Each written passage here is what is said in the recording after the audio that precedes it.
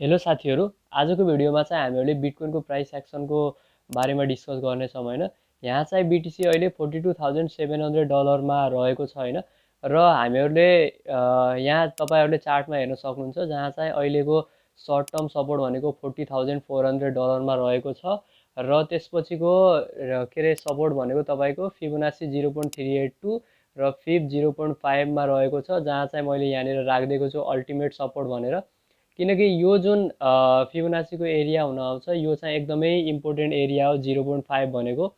र अहिलेको लागि हामीहरूले हेर्नुपर्ने मुख्य एरिया भनेको तपाईको $44,500 को एरिया, यो एउटा एरिया भयो हैन। यो एउटा एरिया भयो। यहाँनिर यदि मैले यहाँनिर ब्रस लगाएर गरे भने यो एउटा एरिया भयो। त्यसपछिको इम्पोर्टेन्ट एरिया भनेको यो हो सपोर्टको लागि तलको $40,400 र त्यसपछिको रेसिस्टेन्सको लागि $44,500 को एरिया हुन आउँछ। त्यसपछि यदि तपाईहरुले जस्तै मानव यो सर्ट टर्म सपोर्टमा बीटीसी आयो र यहाँनिर पनि यसले स्ट्रक्चरलाई माथितिर लग्न सकेन, अर्थात् यहाँ तल आएर माथि जान सकेन, सपोर्टबाट माथि गएन भने चाहिँ बीटीसी यदि तल आयो भने सिधै ब्रेक गरेर यो अल्टिमेट सपोर्ट मतलब एउटा एकदमै इम्पोर्टेन्ट सपोर्ट भनेको तपाईको $37,500 मा हुन आउँछ। यहाँदेखि चाहिँ माथि जानुपर्ने हो बीटीसी।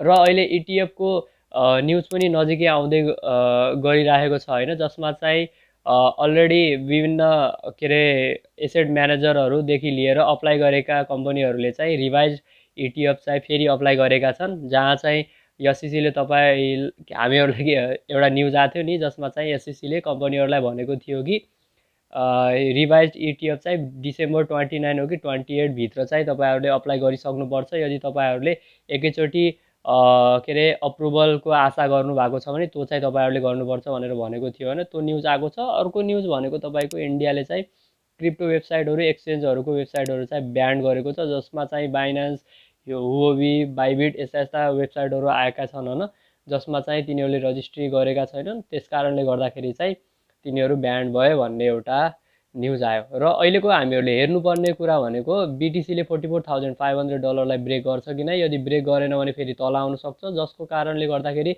हामीहरूको सर्ट टर्म सपोर्ट भनेको तपाईको अहिलेको लागि $40,400 रहेको छ। त्यसपछिको एउटा सपोर्ट, इम्पोर्टेन्ट सपोर्ट भनेको तपाईको 37,000 देखि लिएर 38,000 को एरिया रहेको छ।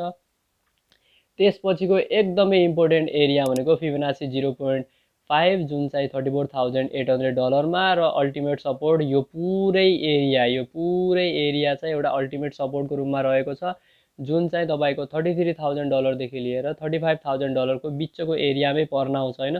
भन्ने हो भने बीटीसी को लागि 33,000 देखि 37,000 को पुरै एरिया नै एकदमै ठुलो इम्पोर्टेन्ट सपोर्ट हो हैन, र इम्पोर्टेन्ट लिक्विडिटी जोन पनि हो, जस कारणले गर्दाखेरि चाहिँ मार्केटले लिक्विडेसन गराउनको लागि यहाँसम्म आउन सक्छ। यहाँसम्म आएको एकदमै हेल्दी हो, किनकि यहाँदेखि तल आयो भने चाहिँ हेल्दी होइन, किनकि यहाँदेखि यदि 33,000 32,000 भन्दा तल आइगयो, बीटीसीले डेली र विकली क्यान्डल पनि क्लोज गर्यो लगातार एक दुई चोटि भनेपछि चाहिँ फेरि त्यही मार्केट बियरिस हुन सक्छ, तर त्यसको चान्स एकदमै कम छ।